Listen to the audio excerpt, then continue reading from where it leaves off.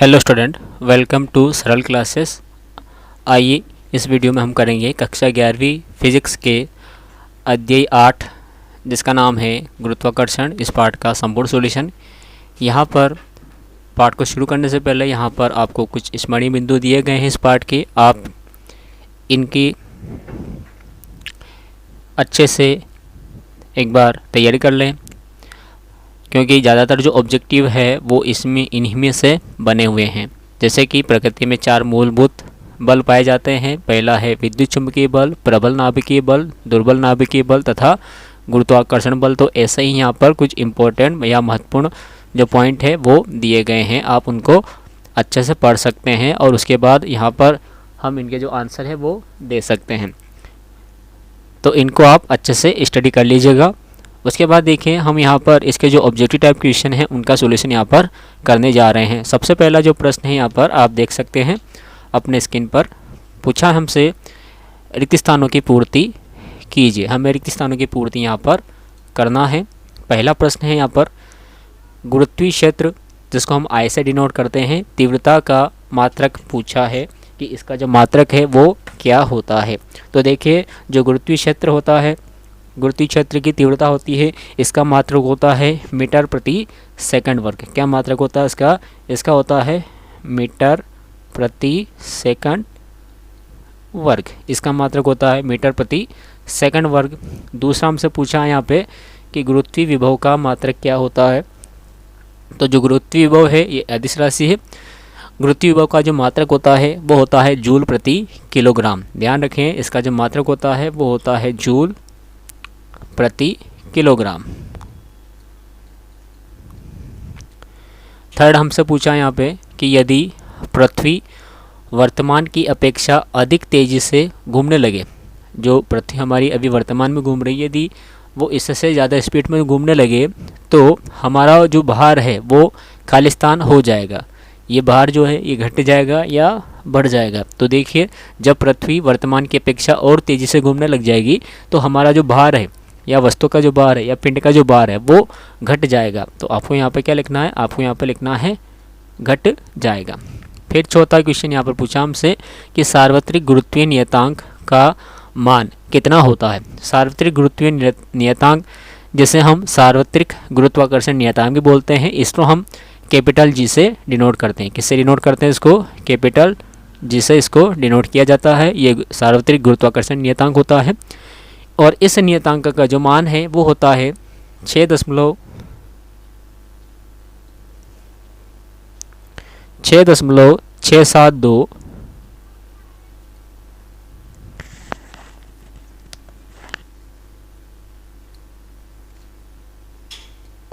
गुणित 10 की घात -11। ये इसका मान होता है संख्यात्मक 6.672 गुणित 10 की घात -11। और इसके पीछे आपको जो इसका मात्रक है वो जरूर लिखना है। इसका मात्रक क्या होता है? तो इसका मात्रक होता है न्यूटन मीटर वर्ग प्रति किलोग्राम वर्ग। आप चाहे तो हिंदी में लिख सकते हैं ऐसा। हिंदी में कैसे लिखेंगे? आपको लिखना है यहाँ पर न्यूटन इंटू मीटर वर्ग प्रति किलोग्राम वर्ग। आप इस तरह से भी यहाँ पर इसका मात्रक जो मान है वो लिख सकते हैं, इसका जो मात्रक है वो लिख सकते हैं यहाँ पे। फिर यहाँ पर पांचवा क्वेश्चन हमसे पूछा है कि तुल्यकाली उपग्रह का परिक्रमण काल खालिस्तान होता है। तो जो तुल्यकाली उपग्रह होते हैं उनका परिक्रमण काल होता है 24 घंटे का। तो आपको यहाँ पर 24 घंटे लिखना है।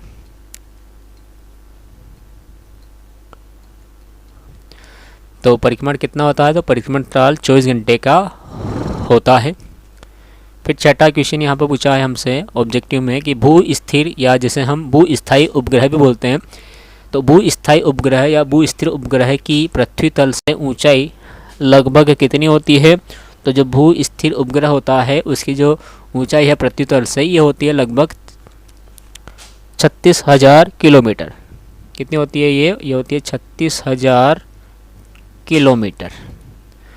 फिर हमसे पूछा है सातवां प्रश्न यहाँ पे, खालिस्तान के मान के कारण ही किसी ग्रह पर वायुमंडल की उपस्थिति का निर्धारण किया जाता है या उपस्थिति निर्धारित होती है। ऑप्शन दे रखा है पलायन वेग और एक दे रखा है कक्षीय वेग। तो देखिए कक्षीय वेग होता है किसी भी उपग्रह को किसी भी ग्रह के चारों ओर घूमने में जो कक्षीय वेग होता है, यानी कि उसका जो वेग होता है वही कक्षीय वेग कहलाता है। और पलायन वेग क्या होता है, तो जब कोई वस्तु को हम पृथ्वी तल से बाहर फेंकें और वो गुरुत्वाकर्षण को पार करके बाहर की ओर निकल जाए और दोबारा से पृथ्वी पर लौट के नहीं आए, तो वह कहलाता है पलायन वेग। तो पलायन वेग जिम्मेदार रहता है किसी भी ग्रह पर वायुमंडल के होने पर का और नहीं होने का। तो आपको यहाँ पर क्या लिख देना है, तो आपको यहाँ लिख देना है पलायन वेग।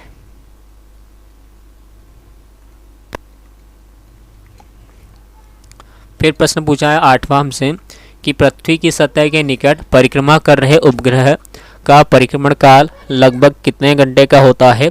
तो देखिए जो परिक्रमण काल होता है, जो पृथ्वी की सतह के निकट परिक्रमा करते हैं उपग्रह, उनका परिक्रमण काल पृथ्वी के परिक्रमण काल के बराबर ही होता है, यानी पृथ्वी जो अपनी अक्ष पर घूमती है उसके बराबर होता है, और ये होता है 24 घंटे का। तो आपको इसमें ऑप्शन में लिख देना है 24 घंटे। फिर पूछा है 9वां प्रश्न यहाँ पर कि पृथ्वी तल से ऊपर की ओर जाने पर किसी पिंड की जो स्थितिज ऊर्जा है वह घटती है या बढ़ती है। तो देखिए जब हम किसी वस्तु को पृथ्वी तल से ऊपर की ओर ले जाते हैं तो उसकी जो स्थितिज ऊर्जा है वो बढ़ती है। तो आपको यहाँ पर लिखना है बढ़ना, तो क्या हो जाएगी, ये बढ़ती हो जाएगी। फिर 10वां प्रश्न यहाँ है कि पृथ्वी सतह पर खाली स्थान गुरुत्वीय त्वरण का मान अधिकतम होता है। तो पृथ्वी सतह पर गुरुत्वीय त्वरण का मान कहाँ अधिकतम होता है, तो ये होता है पृथ्वी के ध्रुवों पर। तो आपको यहाँ पर लिख देना है ध्रुवों पर।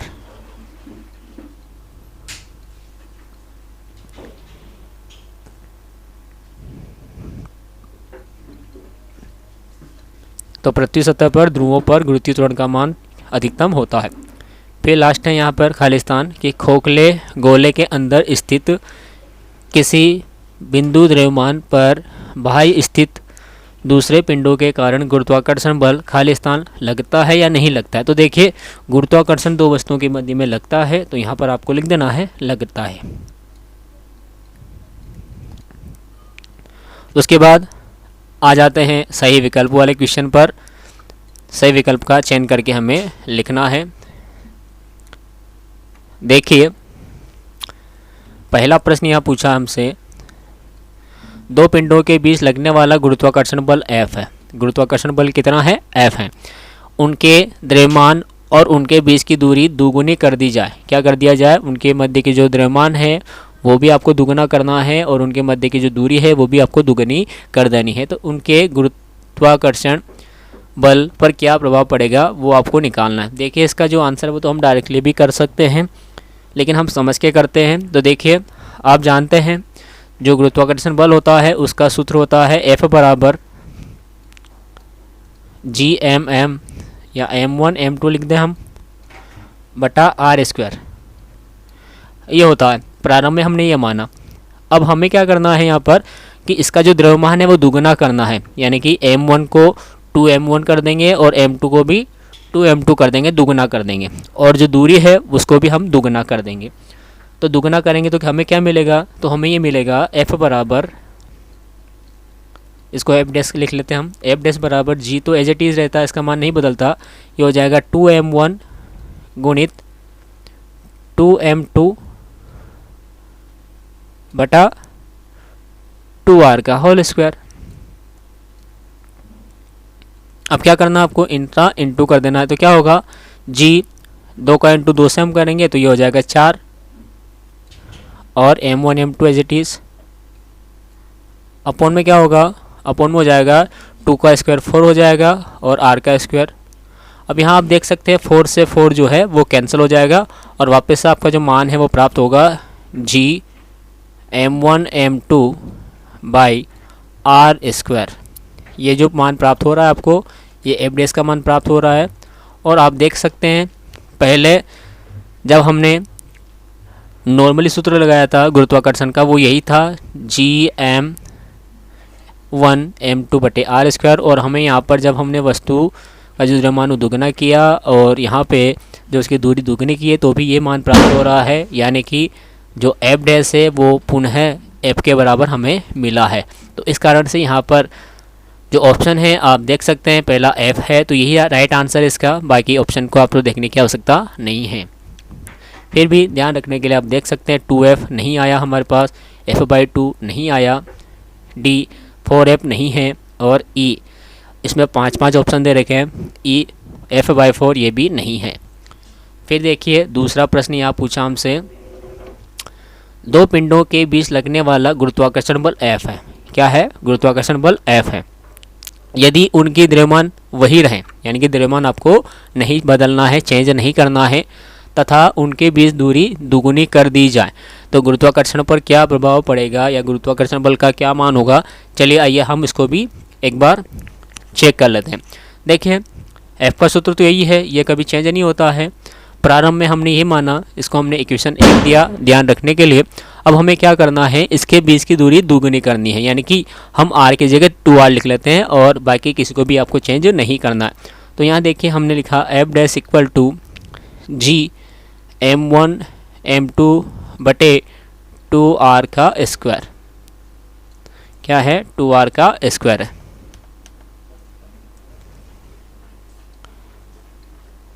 अब यहाँ पर जब हम इसको सोल्व करेंगे तो ये मिलेगा Gm1 m2 बटे 4r स्क्वायर। यहाँ पर आप 4 को ऐसा लिख सकते हैं 1/4 Gm1 m2 by r square. ये जो हम वैल्यूज़ निकाल रहे हैं F डैश की वैल्यूज निकाल रहे हैं, तो F डैश बराबर, और ये जो मान हमें यहाँ मिला है ये वाला, ये F का मान है, तो इसको हम लिख सकते हैं हम 1/4 F, और F का इंटू 1 में कर देंगे तो F डैश आ जाएगा F/4। क्या आएगा? ये आएगा F/4। तो ऑप्शन में आप देख सकते हैं यहाँ पे पहला ऑप्शन F है, गलत ऑप्शन है। 2F गलत है, F/2 नहीं आ रहा है, 4F भी नहीं आ रहा है, ये आ रहा है हमारा उत्तर F/4। तो इसका जो सही आंसर है वो हो जाएगा ऑप्शन नंबर E। फिर थर्ड क्वेश्चन यहाँ पर है कि दो पिंडों के बीच की दूरी r है। दूरी कितनी है?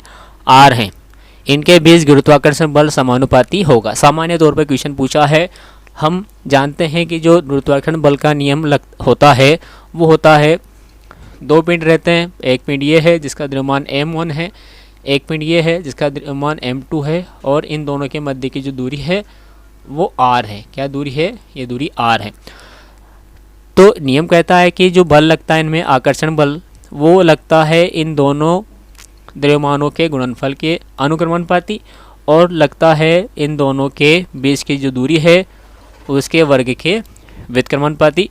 तो आप यहाँ देख सकते हैं जो दूरी है वो बटे में आ रही है r²। यदि हम इसको सिंपल वे में लिखें तो F समानुपाती हम r⁻² कर सकते हैं। तो ऐसा ऑप्शन हमें मिल जाना चाहिए। यदि ऐसा ऑप्शन हमें मिल रहा है तो वो आंसर इसका सही हो जाएगा।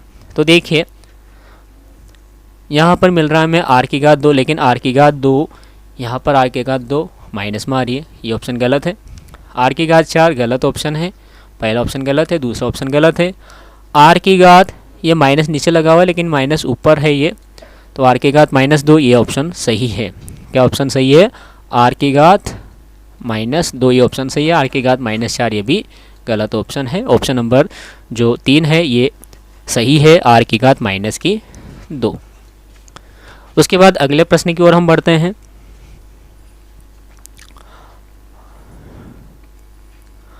आई होप कि आपको ये जो ऑब्जेक्टिव टाइप क्वेश्चन है आपको समझ में आ रहे होंगे। यदि आपको वीडियो अच्छा लग रहा हो तो वीडियो को ज़रूर लाइक करें, साथ ही चैनल को आप सब्सक्राइब करके रखें और बेल आइकन प्रेस करके रखें ताकि आगे आने वाली वीडियोस का नोटिफिकेशन आपको समय समय पर मिलता रहे। और बहुत ही जल्द हम जो 11वीं की फिजिक्स है इसका जो संपूर्ण सॉल्यूशन है इस सीरीज़ को बहुत ही जल्द पूरा कर लेंगे, सारे टॉपिक को क्लियर कर लेंगे। उसके बाद अगला प्रश्न यहाँ पर आप देखिए, चौथा क्वेश्चन है, समान द्रव्यमान के दो पिंडों के बीच गुरुत्वाकर्षण बल F है। क्या है? गुरुत्वाकर्षण बल F है, समान द्रव्यमान है उनके। यदि एक पिंड का आधा, क्या करना है, एक पिंड का आधा द्रव्यमान दूसरे पिंड में स्थानांतरित कर दिया जाए तो उनके बीच लगने वाला गुरुत्वाकर्षण बल का मान होगा। ये आपको यहाँ बताना है।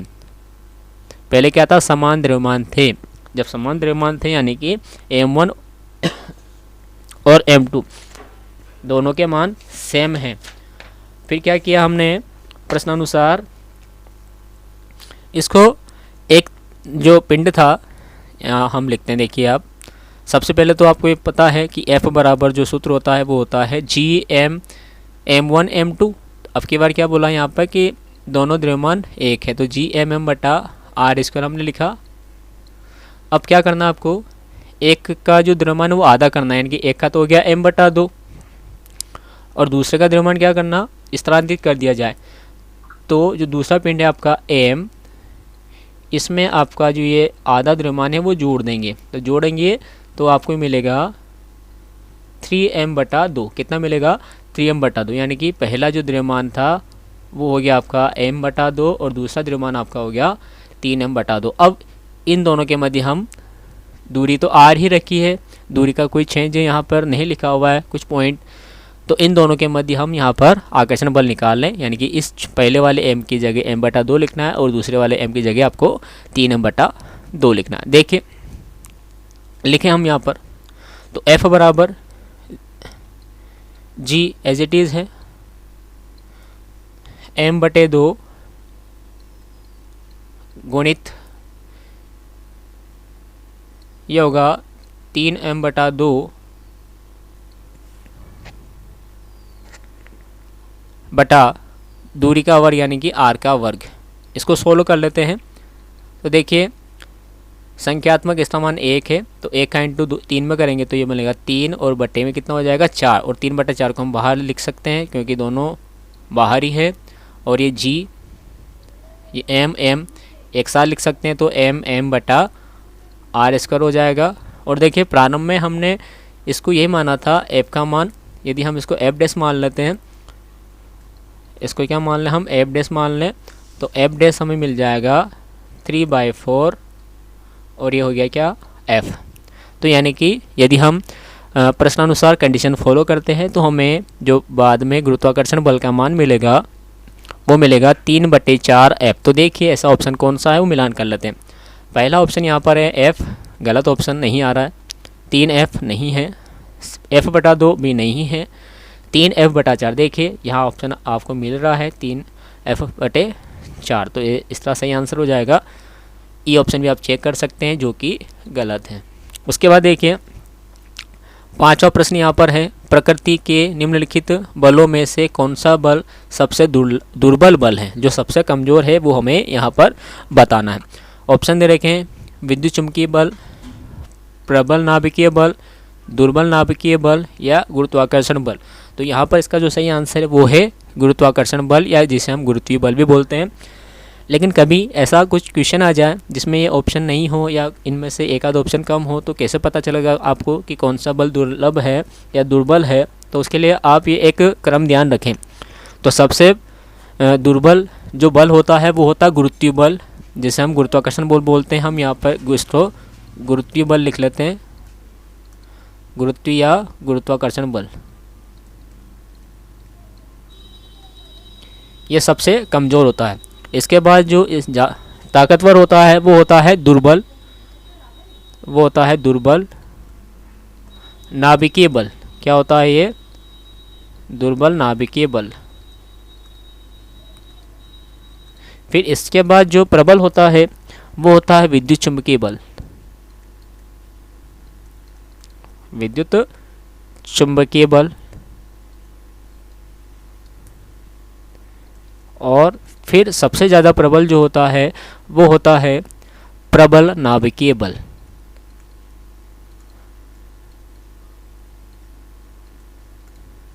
तो ये क्रम आप ध्यान रखें। सबसे फर्स्ट नंबर पर ये बढ़ते हुए क्रम में नाम दे रखे हैं। पहले नंबर पर गुरुत्वीय बल होता है, दूसरे नंबर पर आपका दुर्बल नाभिकीय बल होता है, थर्ड पे आपका विद्युत चुम्बकीय बल होता है, और चौथे नंबर पर जो सबसे ज़्यादा पावरफुल है इन चारों में वो होता है प्रबल नाभिकीय बल। फिर छठा क्वेश्चन यहाँ पूछा है, निम्नलिखित में से किस बल का अस्तित्व प्रकृति के प्रत्येक स्थान पर है, यानी कि ऐसा कौन सा बल है जो सब जगह व्याप्त है। ऑप्शन है विद्युत चुम्बकीय बल, गुरुत्वाकर्षण बल, नाभिकीय बल या कूलॉम बल। देखिए जो न्यूटन का सार्वत्रिक गुरुत्वाकर्षण नियम है उसके नाम में छुपा हुआ है गुरुत्वाकर्षण का सार्वत्रिक नियम। क्या छुपा हुआ है? सार्वत्रिक, यानी कि सब जगह लगता है, ये प्रत्येक स्थान पर होता है। तो यहाँ पर इसका जो सही आंसर है वो हो जाएगा ऑप्शन नंबर बी, गुरुत्वाकर्षण बल। फिर अगला प्रश्न यहाँ पूछा है 7वें नंबर का कि किसी कृत्रिम उपग्रह पर भारहीनता का क्या कारण है। यदि हम किसी कृत्रिम उपग्रह पर चल जाएं, आर्टिफिशियल सैटेलाइट पर चल जाएं, तो वहाँ पर हमें भार शून्य महसूस होगा। इसका क्या कारण है? ऑप्शन दे रखे हैं, द्रव्यमान केंद्र, शून्य गुरुत्व यानी कि गुरुत्वाकर्षण बल वहाँ पर शून्य है, उपग्रह की सतह द्वारा शून्य प्रतिक्रिया बल, या उपरोक्त में से कोई नहीं। तो देखिए भार हम तब महसूस नहीं करेंगे जब हमें प्रतिक्रिया बल महसूस नहीं होगा। जैसे हम पानी में कूदते हैं या कुएं में कूदते हैं तो हमें वहाँ पर भार महसूस नहीं होता, क्योंकि हम पानी में डूबे हुए रहते हैं और पानी हमको कोई प्रतिक्रिया बल नहीं देता। लेकिन वही जब हम ज़मीन पर रहते हैं तो हमें अपना जो भार है वो महसूस होता है। उसी तरह से यहाँ पर इसका जो सही आंसर है, प्रतिक्रिया बल का होना बहुत ज़रूरी होता है। इसी के माध्यम से हमें भार का पता चलता है। जिस प्रकार से आप डॉलर में बैठते हैं, चक्र हेड में बैठते हैं, तो यहाँ पर जब आप ऊपर जाते हैं तो आपको भार महसूस होता है, लेकिन जब आप नीचे आते हैं तो आपको भार महसूस नहीं होता है। यही कारण है, क्योंकि वहाँ पर आपको प्रतिक्रिया बल नहीं मिल पाता है। उसके बाद 8वां प्रश्न यहाँ पूछा हमसे कि पृथ्वी सतह से कितनी ऊंचाई पर गुरुत्वीय त्वरण का मान शून्य हो जाएगा। तो पृथ्वी सतह से हम कितना ऊपर जाएं, यह पृथ्वी है और इससे हम कितना ऊपर जाएं ताकि जो गुरुत्वीय त्वरण है जी डैश उसका मान शून्य हो जाए। तो देखिए हमें जाना पड़ेगा, ठीक है, हमें जाना पड़ेगा अनंत पर। कहाँ जाना पड़ेगा? अनंत पर आपको जाना पड़ेगा, तब जाके वहाँ पर गुरुत्वीय त्वरण का मान शून्य होता है। कहाँ जाना होगा? अनंत पे जाना होगा। उसके बाद अगला प्रश्न यहाँ पर है 9वां प्रश्न कि 100 ग्राम द्रव्यमान कितना है? 100 ग्राम द्रव्यमान है। द्रव्यमान वाली वस्तु का भार पृथ्वी सतह पर कितना होगा? पृथ्वी सतह पर कितना होगा भार पूछा है, वस्तु का द्रव्यमान दे रखा है। पृथ्वी का गुरुत्वीय त्वरण आपको लेना है यहाँ पर g बराबर 10 मीटर प्रति सेकंड वर्ग आपको लेना है। तो देखिए भार निकालने के लिए आपको जो सूत्र है वो लगाना पड़ता है F बराबर mg। क्या लगाना पड़ता है? F बराबर mg। और ध्यान रखें सारे ही मान ऐसा पद्धति में होने चाहिए। यहाँ पर ये 100 ग्राम में दिया हुआ है, यदि किलोग्राम में देता तो अपना काम आसान हो जाता, लेकिन ग्राम में दिया कोई दिक्कत नहीं, हम इसको किलोग्राम में चेंज कर लेते हैं। तो देखिए द्रव्यमान को हम लिख लेते हैं 100 ग्राम है, ये किलोग्राम में चेंज करेंगे, बटा 1000 कर देंगे, बटे क्या कर देंगे? 1000 कर देंगे। फिर जी का मान याद दे रखा है आपको, कितना लेना है? 10 लेना है, तो आप इंटू यहाँ पे 10 कर दीजिए। अब इसको सोल्व कर लीजिए, तो जितना आंसर आएगा वो इसका जो भार पूछा है वो भार बल आ जाएगा। इसको हल करेंगे तो देखिए 1 2 शून्य से तो ये 2 शून्य कट गई, इस 1 शून्य से वाली 1 शून्य कट गई, मतलब सारी शून्य कट गई, यहाँ पर केवल 1 बचा है। तो जो भार बल आया है वो आया है 1 न्यूटन का। कितना आया है? 1 न्यूटन का भार बल यहाँ पर हमें प्राप्त हुआ है। तो देखिए ऑप्शन में 1000 न्यूटन नहीं आया, 100 न्यूटन नहीं मिला, 10 न्यूटन नहीं मिला, और यहाँ पर आया 1 न्यूटन। तो ऑप्शन नंबर ए इसका करेक्ट आंसर है। उसके बाद